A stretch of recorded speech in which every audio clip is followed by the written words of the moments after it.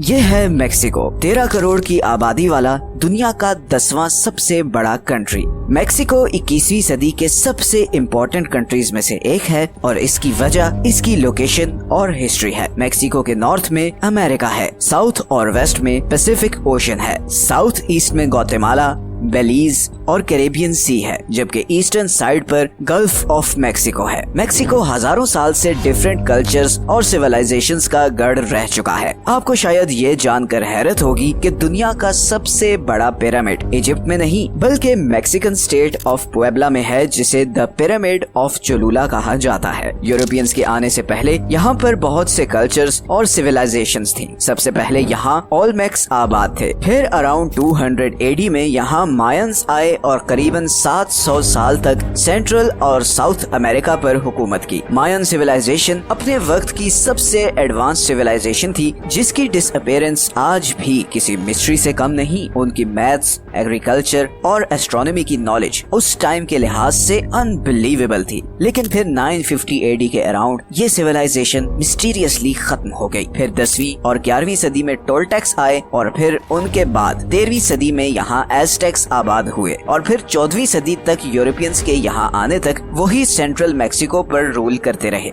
इन हजारों सालों में एक चीज कॉमन रही है और वो है लोगों के रहने का पैटर्न। आज भी मेक्सिको की अराउंड 60% पॉपुलेशन इस पतली सी स्ट्रिप में रहती है, जो कि मेक्सिको के टोटल लैंड एरिया का सिर्फ 18% बनता है। मतलब बाकी करीबन 82% मेक्सिको बिल्कुल खाली है। लेकिन ऐसा क्यों है? हजारों साल से मेक्सिको में इंसान इस छोटे से एरिया में क्यों रहते आए हैं? और एक और बहुत इम्पोर्टेंट क्वेश्चन ये कि फ्यूचर में ऐसा क्या होने जा रहा है जो मेक्सिको को एक इकोनॉमिक जायंट बना सकता है? मेक्सिको में लोग सिर्फ इस छोटे से एरिया में क्यों रहते हैं? इसकी एक बहुत बड़ी वजह है मेक्सिको की ज्योग्राफी। मेक्सिको की सिर्फ 13% जमीन एग्रीकल्चर के काबिल है। मेक्सिको के नॉर्थ में इस सारे एरिया में खुश्क और गर्म रेगिस्तान है, जहाँ पर खेती बाड़ी करना और खाना उगाना तकरीबन नामुमकिन है। इसी तरह मेक्सिको के साउथ में इस सारे एरिया में घने जंगल हैं, जहाँ पर बहुत ज्यादा बारिश होती है। यहाँ पर इंफ्रास्ट्रक्चर बिल्ड करना बहुत मुश्किल है, बिकॉज रोड्स या बिल्डिंग्स बनाने के लिए आपको खुश्क कंक्रीट चाहिए, मगर यहाँ पर बारिश इतनी है कि ये होना प्रैक्टिकली इम्पॉसिबल है। और इसीलिए मेक्सिको के इस 1100 किलोमीटर लंबे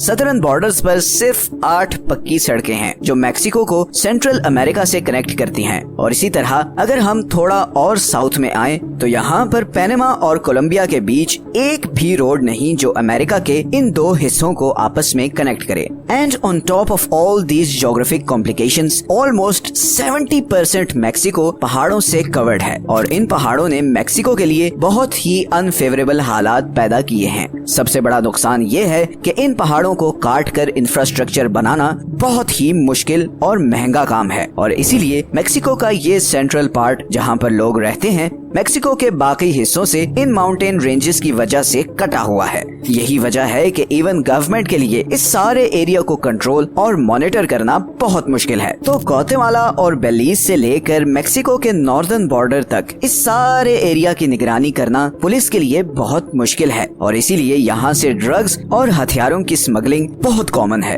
एक तरफ ये ड्रग्स सदर्न मेक्सिको से सेंट्रल मेक्सिको में स्मगल होते हैं और फिर यहाँ से ये नॉर्दर्न बॉर्डर के थ्रू अमेरिका स्मगल होते हैं। अब यहाँ पर क्योंकि रेगिस्तान और ऊंचे ऊंचे पहाड़ हैं, तो इस वजह से पुलिस के लिए इस स्मगलिंग को रोकना बहुत ही मुश्किल काम है। सेंट्रल मेक्सिको में ज्यादा पॉपुलेशन होने की एक वजह ये भी है कि पूरे मेक्सिको में ये जमीन सबसे ज्यादा फर्टाइल है। ये सारा एरिया वोल्केनोस से भरा हुआ है और इसीलिए एक बहुत ही इम्पोर्टेंट अनाज जिसे भुट्टा या कॉर्न कहते हैं, हिस्टोरिकली सबसे पहले इधर ही उगाया गया था। ये एरिया एग्रीकल्चर और इरिगेशन के लिए आइडियल है और इसीलिए हजारों साल से सारी सिविलाइजेशंस इधर ही आबाद होती थी। इसी तरह मेक्सिको की इकोनॉमी के लिए सबसे इम्पोर्टेंट शहर वेराक्रूज है। वेराक्रूज मेक्सिको के ईस्टर्न बॉर्डर पर समुद्र से जुड़ा हुआ एक कोस्टल सिटी है। पूरे मेक्सिको की 35% वाटर सप्लाई यहाँ से ही आती है। यही वो पॉइंट है जहाँ से स्पेनिश, अमेरिकन और फ्रेंच आर्मी 16th और 19th सेंचुरी में मेक्सिको में घुसी और उसके कैपिटल मेक्सिको सिटी को कैप्चर किया। मेक्सिको सिटी के आसपास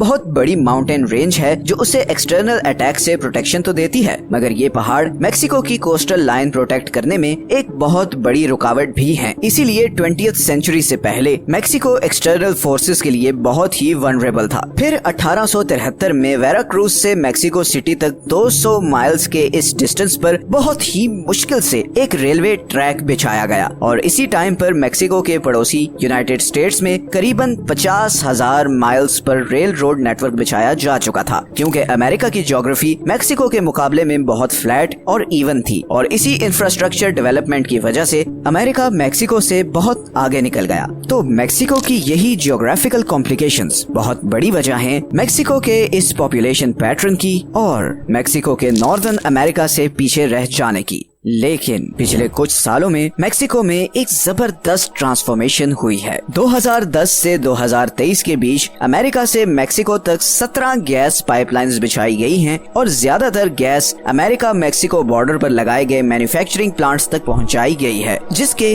दो फायदे हुए हैं। एक तो सस्ती गैस की वजह से मेक्सिको की मैन्युफैक्चरिंग इंडस्ट्री में बहुत बूस्ट आया है और दूसरा सस्ती लेबर की वजह से ओवरऑल प्रोडक्शन कॉस्ट बहुत कम हो गई है और इसी अपॉर्चुनिटी को भांपते हुए बहुत सी इंटरनेशनल कंपनीज अब मेक्सिको में अपनी मैन्युफैक्चरिंग शिफ्ट कर रही हैं। निसान आज अपने होम कंट्री जापान से कई ज्यादा गाड़ियां मेक्सिको में मैन्युफैक्चर करती है। मेक्सिको आज दुनिया का 5वां सबसे बड़ा गाड़ियां एक्सपोर्ट करने वाला कंट्री है। इसी तरह 2019 में मेक्सिको कनाडा और चाइना को पीछे छोड़कर यूनाइटेड स्टेट्स का सबसे बड़ा ट्रेडिंग पार्टनर बन गया। एक्सपर्ट्स प्रिडिक्ट कर रहे हैं कि अगर मेक्सिको की मैन्युफैक्चरिंग इंडस्ट्री इसी स्पीड से आगे बढ़ती रही तो अगले 20 सालों में मेक्सिको दुनिया की 7वीं सबसे बड़ी इकोनॉमी बन जाएगा। और जैसे जैसे मेक्सिको की मैन्युफैक्चरिंग इंडस्ट्री एक्सपैंड करेगी वैसे ही मेक्सिको का पॉपुलेशन पैटर्न भी चेंज होगा। बहुत से लोग इस सेंट्रल एरिया से निकलकर नॉर्दर्न बॉर्डर पर सेटल होना शुरू हो जाएंगे, क्योंकि इस एरिया में बहुत सी फैक्ट्रीज सेटअप हो रही हैं और बिल्कुल बॉर्डर पर होने की वजह से इन फैक्ट्रीज से निकलने वाले प्रोडक्ट्स पर अमेरिका में कोई एडिशनल टैक्स भी नहीं। लग ऐसे ही रहा है कि मैक्सिकन्स ने अब अपनी बुरी ज्योग्राफी का हल निकालने का फैसला कर लिया है और जब कोई नेशन कलेक्टिवली ऐसा फैसला कर ले तो फिर उसे आगे बढ़ने से कोई नहीं रोक सकता। आपको आज की वीडियो अच्छी लगी है तो इसे लाइक और चैनल को सब्सक्राइब जरूर कर दें। कमेंट्स में हमें टॉपिक्स जरूर सजेस्ट करें। मिलते हैं नेक्स्ट वीडियो में, अपना ख्याल रखें।